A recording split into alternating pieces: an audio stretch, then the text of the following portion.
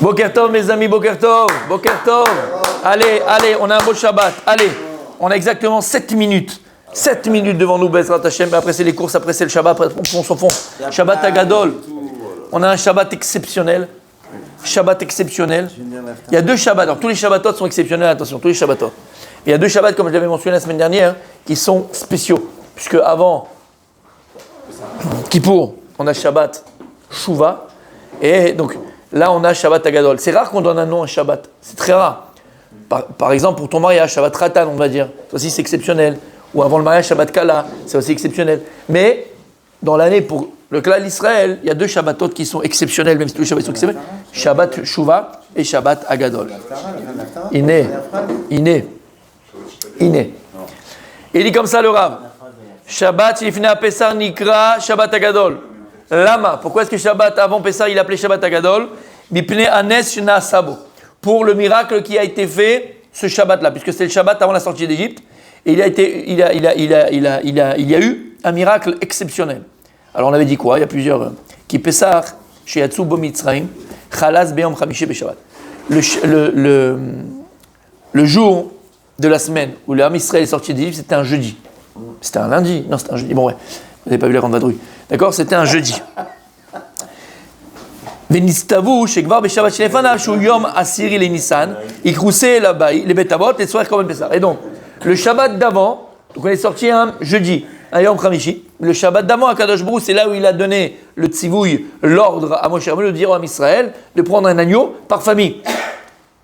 Et donc de faire le korban de cet agneau-là, de l'attacher pendant 3 jours au pied des lits, après de prendre son sang et de décorer le mashkov, décorer la porte d'entrée, colorer le mashkov, d'accord, la porte d'entrée, puisque Dieu va frapper les premiers Égyptiens, et Vadaï, Akadosh Baruch Hu va dire, d'accord, comme ça je passerai au-dessus des maisons de Israël, d'où Pessah, d'accord, c'est passer au-dessus, d'où le nom de Pessah.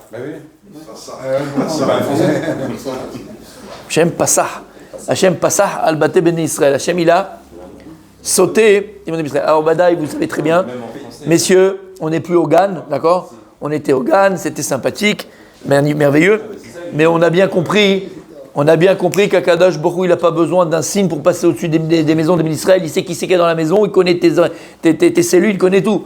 Donc en vérité, on est d'accord, ça ne s'arrête pas ça, parce que si ça s'arrête là, c'est aura des pâquerettes. Mais comprendre, d'accord, c'est le pshat. J'ai mis a demandé de faire ça pour passer au-dessus des maisons de Israël. Aïen, les cours qu'on a fait il y a 2 ans, il y a 3 ans, il y a 10 ans, il y a 55 ans. Ou Kshassou Israël Ken, quand Israël, ils ont pris l'agneau et ils l'ont mis attaché à leur lit pour le préparer pour le Korban Pessah. Les premiers-nés des Égyptiens, ils sont venus, ils ont dit qu'est-ce que vous faites là? En plus, c'était leur Dieu. La divinité chez les Égyptiens, c'était l'agneau. Ils sont venus chez les armes Israël, ils ont dit qu'est-ce que vous faites là avec notre Dieu, là, attaché comme ça? C'était bisayon. C'était une humiliation méprisant. Et là, ils ont répondu à Israël, Zevar Pesach ou Lachem, Shatid Larok Kol Becho Mitzrayim. Et ce qu'on fait là maintenant, c'est on prépare Pesach Lachem, Akadosh Baruch Hu va sauter au-dessus des maisons juives et il va frapper les maisons égyptiennes. Et qu'est-ce qu'il va faire Akadosh Baruch Hu? Il va tuer tous les premiers-nés égyptiens. Maintenant, qui c'est qui est venu les voir? Qui c'est qui sont plaints? C'est les premiers-nés égyptiens.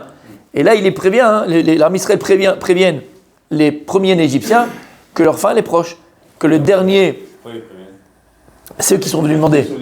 D'accord? Donc on va te dire pourquoi, voilà ce qui se passe. Donc maintenant, eux, ils sont au courant que la prochaine plaie, la 10e, la dernière, c'est pour eux, ils prennent dans la tête. Regardez bien ce qu'il y a écrit. La reine istavinu la tête midam à korban nachtem mezuzot val mashkov les bal yavo mashrit el betem lingov, ce que j'ai dit, d'accord, ce qu'on a dit. Donc on a mis le sang sur les frontaux pour pas que le mashrit passe dans les maisons juives. Qu'est-ce qui s'est passé à ce moment-là?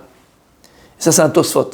C'est un Tosfot dans la Gemara qui explique ça. Il dit Umiyad alchu abechorot etzel avotehem ve'etzel paro ve'darshu leshelach et Israël mitzrayim les baal yargu biglalam. Les premiers, qu'est-ce qu'ils ont eu? Ils ont vu que leur fin était proche. Parce qu'il y a eu 9 plaies avant Mont Sadik. Et les 9, elles se sont réalisées. Donc la dernière qui va les toucher eux, ils ont dit bon là on va pas se laisser faire, c'est pas possible, on va mourir. Ils sont partis voir Paro et tous les sages de Paro. Ils ont dit écoutez, là la 10e plaie on est au courant parce qu'ils ont pas raconté. Ils savaient Paro ce qui se passait, mais il n'a pas voulu dire à tout le monde. Alors ils sont venus chez Paro, ils ont dit à Paro écoute, là, ça nous touche personnellement, donc tu vas devoir laisse-les partir. On ne veut pas mourir, laisse-les partir. Benitkelou Bessirou Mukhlat. Paro et tous les sages de Pharaon, ils ont refusé. Ils ont dit même pas, on ne laisse pas sortir les Juifs, on ne laisse pas sortir les enfants d'Israël. Qu'est-ce qui s'est passé à ce moment-là? Ve'az patrou b'milchama zel umadze. Les premiers-nés égyptiens, ils ont pris les armes, ils ont combattu les autres Égyptiens qui ne voulaient pas, donc l'armée de Paro, et ils ont combattu. Donc il y a eu la guerre entre eux. Et bien Ezra Tachem, ce qui va se passer en Iran. On n'a pas besoin de faire la guerre. Parce que le peuple iranien, on le connaît, d'accord, le peuple iranien dans son ensemble, il est pas du tout comme le pouvoir. Il est prisonnier là-bas, des mollahs et des machins. Et il va se lever. Exactement, 90% ils sont contre. La première plaie déjà. Ils ont la première plaie, ils vont avoir la deuxième, la troisième. En tout cas, c'est ce qui va se passer. À un moment donné, ils vont se relever contre le pouvoir, ils vont faire la guerre entre eux. On n'aura même pas besoin d'envoyer un jouet en soldat, on n'a pas besoin d'amener. Bezrat Hashem. Venergou Rabim Mitzraïm. À ce moment-là, ils vont faire guerre civile en Égypte, et il y a des milliers qui vont mourir. Ou comme chez les Mar, comme il y a écrit, on dit dans les Maké Mitzraïm Bifrorehem. Il y a écrit les Maké, il a frappé l'Égypte Bifrorehem dans leur Bechor. Ça veut rien dire Bifrorehem. Klomar, chez Mitzraïm Uku Aliede Bechorem. De là, on voit du pasouk, les Maké Mitzraïm Bifrorehem. Mitzraïm, elle a été frappée par les premiers-nés égyptiens. C'est ça qu'il y a écrit ici dans le verset. Les Maké Mitzraïm Bifrorehem. Où on dit ça? Où on dit ça? Dans le Musaf. Non, dans le Shabbat de prière. Non, Odou Lachem Kitov, bien fait, il y en a qui est Kol Akavod, on sent le Khatan qui est prêt, Ukshirawa Mitzrim Kar, et au moment où les Égyptiens ils ont vu que c'était la guerre civile, Chagrou Ishrarbo Linkom Israël. Ils ont dit, mais attends, on s'entretue à cause de qui? Pourquoi on s'entretue ici? Mais c'est à cause des Juifs, c'est à cause d'eux qu'on s'entretue. Ils ont pris leur épée et leur fusil, puis ils vakshu l'Hashmi de la Rogue et Israël Khadesham. Et ils se sont tous armés pour aller faire le plus grand pogrom de l'histoire du peuple juif, ça veut dire anéantir le peuple juif. Tout le monde. Hashem Ilbarach Hegen Alehem Berov Rachamam. Et Akadosh Borou, ils étaient esclaves, ils n'avaient rien pour se protéger. Akadosh Borou Birvodo Beatzmo, il a protégé l'âme Israël. Il n'y a pas un juif qui a été touché, même pas un cheveu d'un juif qui a été touché. Be'achla et Mitzraim, Betachluim, Rabim, Mishunim, Bisurim, Dolim, Hachiyu Shinem, Keot, ou Meraim Mitratrim. Et Akajrou, il a envoyé encore, entre guillemets, une plaie, entre guillemets, jusqu'à que leurs dents elles tombaient et leur intestin explosait. Ils ont eu, Hachem, il a envoyé des maladies, et donc quand ils sont partis pour faire la guerre contre Israël, ils ne pouvaient pas bouger, ils n'ont rien pu faire.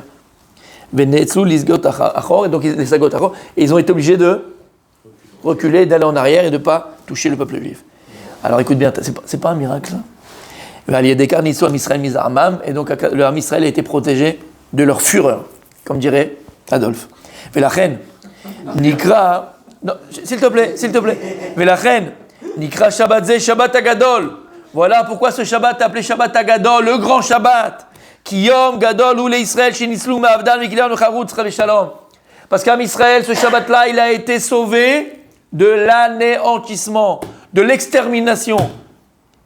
T'as entendu? Et c'est pour ça qu'on avait dit. Messieurs, rappelez-vous, Mi Shinichnas Adar, Marbin Besimcha. Quand le mois de Hadar il arrive, il faut augmenter la joie. D'accord? Et Rashi, qu'est-ce qu'il dit? Pourquoi tu dis ça? Ta'anit. Qu'est-ce qu'il dit Rashi?